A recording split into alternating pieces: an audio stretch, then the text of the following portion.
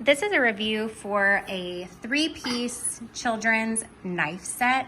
So the edges on these are really blunt, so they're perfect for your child doing their first cutting skills.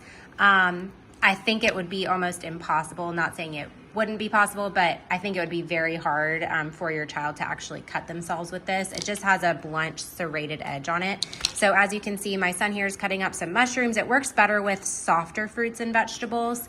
Like it wouldn't work great for, say, like a carrot or something like that, but it works great for mushrooms, strawberries. He has this small one in his hand, and it also comes with a medium size and then a large as well.